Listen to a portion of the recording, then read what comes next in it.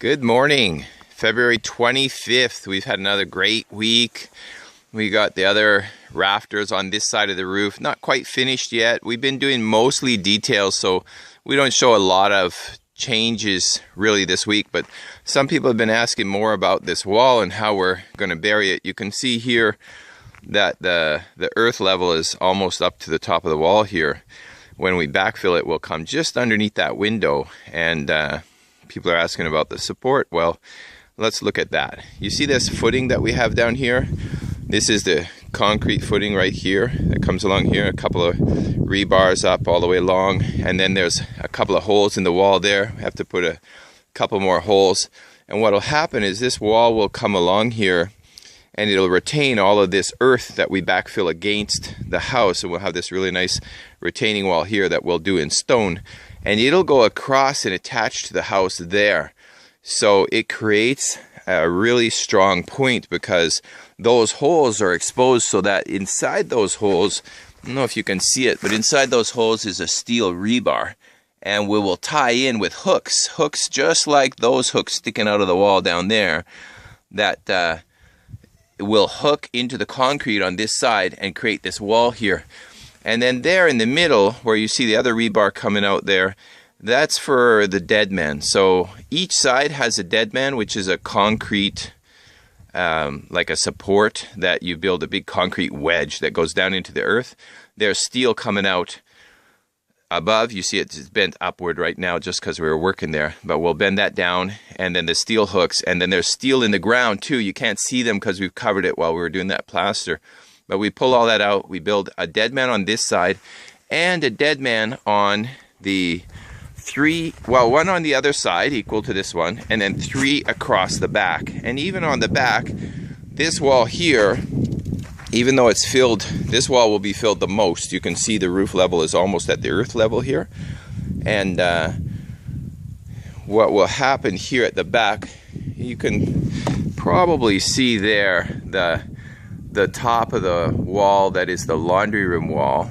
And so across the back from the inside, we have 3 support places where the laundry room wall tees off the back wall, and in 2 places, and then that beam in the top also will be, it's only half poured right now. It'll end up being 12 inches thick of concrete and steel that ties into the back wall as well. And then across the outside is where we'll have 3, let me just step across here. Whoop, that's my jacket tearing. We'll have 3 dead men across here. But the interesting part for me, being a woodworker, is seeing how these guys figure out to tie down the roof, and it's really quite cool. If you look here, you see all this rebar sticking up all the way across. They're small ones, like I don't know if you can see this one. Where are we here? This one here. There's one here. Here, that one. That's a small rebar that goes in about a foot down, and it hooks onto a steel bar in the concrete. So the steel bar is running horizontally through this concrete here, and that bar is hooked to it. The other bar, the larger bar there, the 3/8 steel bar, that bar goes all the way to the ground and bends across in the footing down below. So super strong. And what we'll do is we'll drill each of these rafters, and we fish a heavier half-inch bar through the hole in all these rafters, and later we pour that into concrete and we tie it down with all these steel that's sticking up here. So it's really quite a cool system. You can see it better up here where we're partly done. In this case here, you can see that rafter on that side of the house is already done, and you can see that you've got a big steel bar coming out here through the rafter, and that happens all the way across this beam up here, which is mostly steel now, partly poured.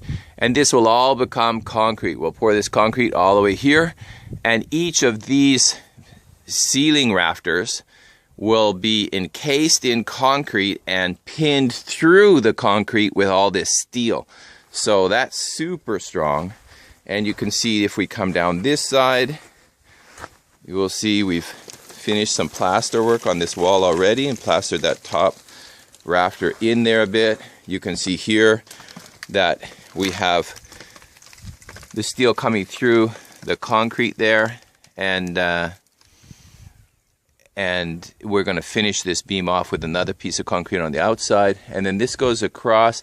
What we did here was kind of an interesting thing, that we were thinking of how to make a ridge vent in a room where we have a ceiling rafter. The ceiling rafter meaning that these 2x6s are going to be exposed inside to show as part of the ceiling, and then we're going to put like a paneling in between each one and insulation. So we want to create a ridge vent. Up at the top, we want the hot air that's created from this roof not to radiate down into the house. So we create an insulated ceiling, exposing half of this ceiling rafter into the house so that it looks cool. But here you can see when we filled the concrete in between each of these beams in each of these areas here, we're down about 1 inch on the from the rafter, which means there will be an airflow. And today we're going to put a screen here. The screen will get cemented in with the plaster right there, and the screen will stop the insects and any rodents from coming inside there, but the air will flow in there and up to the top and be able to go out a ridge vent that we're going to build up there. So it's a way to ventilate the heat out of the house. So in the summer, it's a cool house. It'll also be cool because we're going to backfill with insulation in between. But I think that letting the air out of the ceiling is the most important part. And you can see we have the rafters now ready for trimming. I haven't trimmed the tail ends yet, so I need to snap a chalk line across there and trim out those tails. You can see here on the last 3, we were working on this. This was kind of fun to do, and I only have a few hours at a time to get up here and work on this, but I've been doing all the woodwork. And so I cut that beam in the middle, the glulam beam.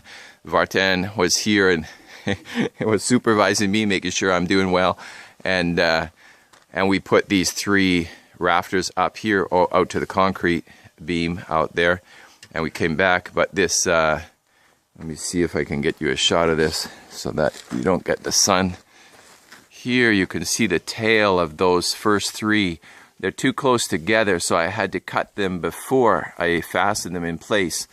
And now I can snap a chalk line across and cut all the rest evenly and put a fascia board on there. So that's what we're doing this week. It's been a busy week and a messy week. The place is just a mess, but we're getting closer anyway. So thanks for tuning in. Bye for now.